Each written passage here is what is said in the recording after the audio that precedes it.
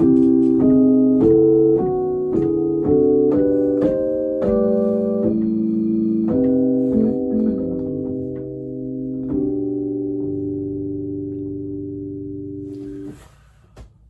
want to talk about that today, specifically this. And how you come about building harmony moves like that, A lot of people think, okay, well, there's a scale that I'm using, or there's like a specific rule that I'm using, which there is. Let's say it's a general rule, though. It's not like a super specific rule. But that idea is voice leading.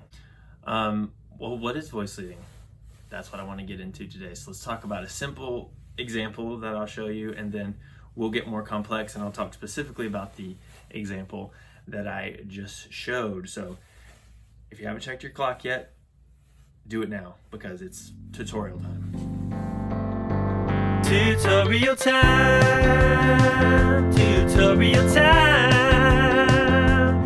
It's tutorial time with all my friends. It's the only time of year. Oh, oh. Tutorial time is brought to you by one of the biggest companies in the world.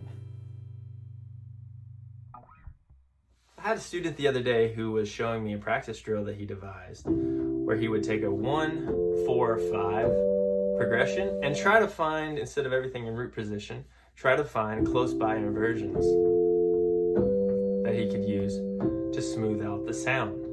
Now, inversions are going to be crucial to voice leading, so you should learn what those are. Here's a brief explanation of what they are. It's when you just rearrange the voices of a chord. The concept of it is very simple, and then all the patterns can sort of break your brain when you're first learning them. But if you take it slow, you'll get there. So this is a C in root position, and then this is the first inversion because I moved the C here. Still a C, just different arrangement of the voices. E is going to go to here. It's one way to think about it, is that this bottom jumps up an octave. And then if you move the G up to here, then you've got another root position. So every chord is going to have as many positions as it does notes in the chord. So every triad has 3 different positions. So what happens when we start combining those? Well, we get a sound that goes from a very repetitive sound. This is harmonically a 1, 4, 5. And I'm still going to play 1, 4, 5, but listen when I switch the inversions. You probably heard it, right? Now it feels like that's going somewhere. It feels like there's a motion to that, and there's movement to that. And that's crucial. That's what voice leading gives you. That's what's magical about it. The harmony didn't change. That's important to understand, right? This is still 1, 4, 5, 1, 4, 5, 1, 4, 5, 1. It all stays the same harmonically, but it's such a difference in the impact. And that's what I want to talk about with voice leading. So there's an example. I guess I'm already talking about it, because there's an example that you can practice, right? What if we want to go farther away, like if we want to go to G flat? Well, before we do that, actually, let's jump back and look at why those inversions help. I won't get super deep into this because this could be like a long video. I don't want it to be super long. But when I move C to F in the same position, these are both root position, everything's moving up by a 4th. Every voice in this chord is moving by a 4th. When I move F to G, that's everything moving by a whole step. When I moved G back to C, everything's moving down by a 5th. Okay, something to consider. That's not wrong, but we can vary that greatly using inversions. So C to F, now this is moving up by a half step, and this is moving up by a whole step, and C is staying the same. So the movement is very different, right?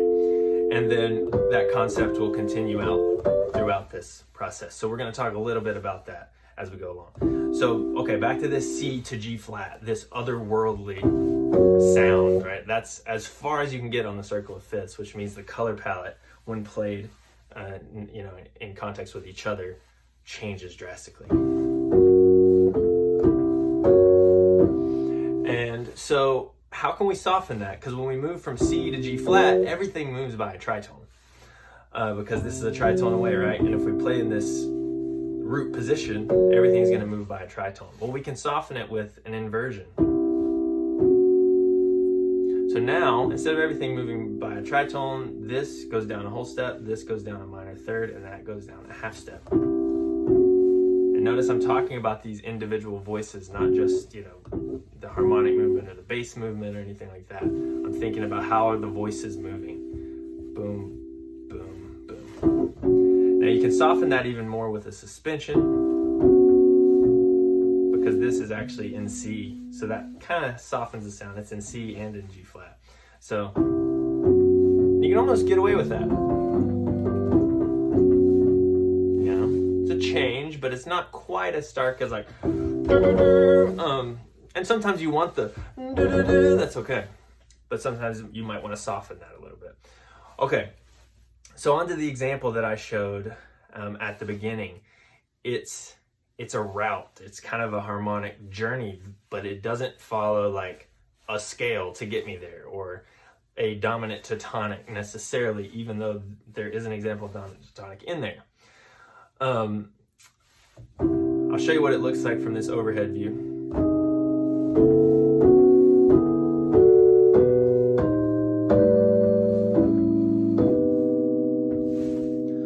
Okay, so sometimes when you hear a crazy harmony move, it's following this concept of voice leading rather than following like some scale concept, like I just said. For example, and I have a video on this, so I'm not going to talk about it in depth, but Art Tatum on Embraceable You, and a solo version he did of that, he's in G, and he gets to A minor like this.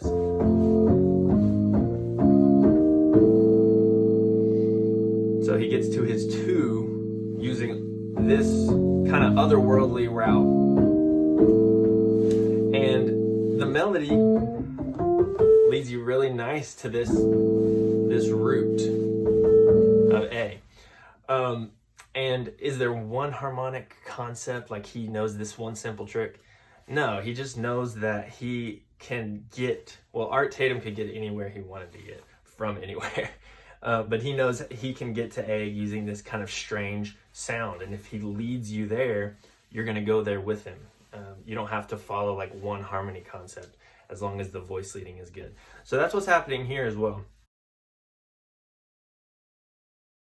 We've got C major here, right? You're going to see these inversions come up now. Next, we've got A flat major. This is just a triad. Okay, but let's look at how the voices move. This is what's fun. E goes down to E flat, G goes up to A flat. So contrary motion is both moving in half steps out like that. And the C's are staying the same. So they're kind of like the anchor.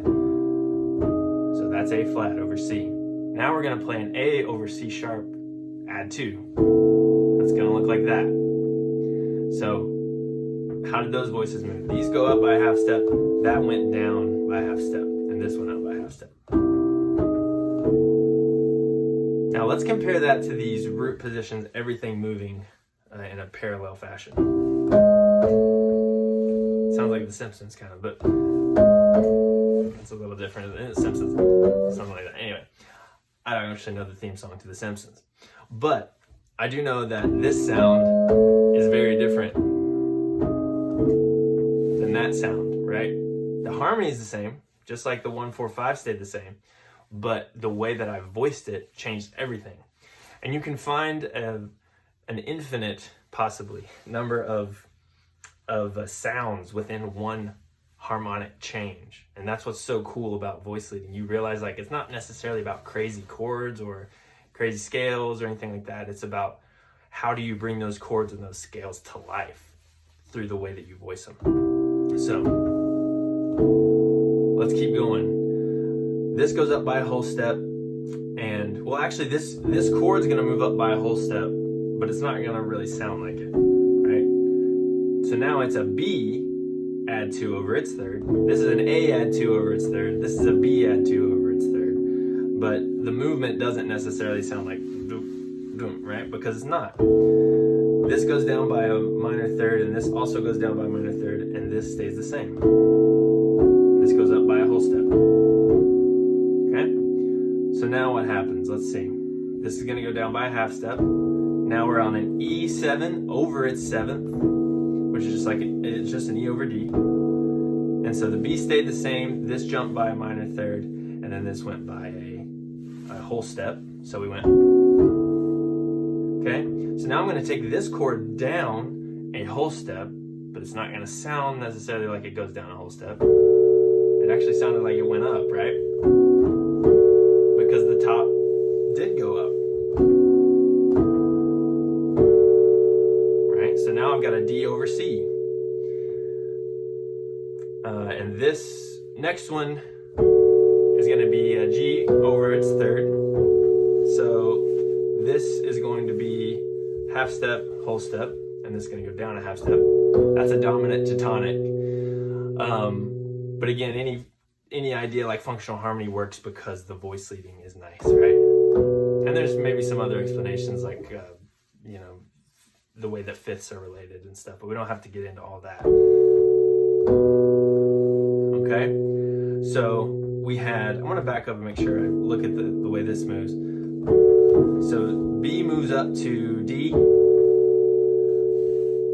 This E goes up by a whole step, and then this goes up by a half step on top. So the E over D to D over C moves like that. Okay, then we get to the G. This is when this went down a half step, whole step. Now this is gonna go by a half step. This is gonna go up by a half step, and that also goes up by a half step. So now we've got a C minor 7 over the 7th, right? Just like that. And then this is gonna go down by another half step, and this is going to go up by a major third. This is gonna go up by also a major third, and then this is gonna move up by a whole step. So you realize too how close some of these chords are related to each other. I wouldn't normally put like C minor 7 very close to A7 sus, but it can be if you voice it the right way, right? That's what you can learn here. Then I resolved it. I just imagined this might be a 2 major, and then just minor, 4 minor to top it off. And that gives us that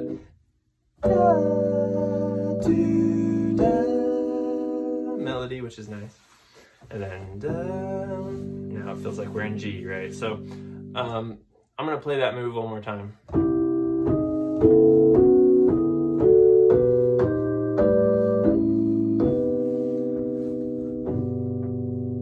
And there you have it, voice leading. Please leave me questions in comments if you have any in the comments section, and subscribe if you like this stuff, and we'll see you for the next video. Thanks.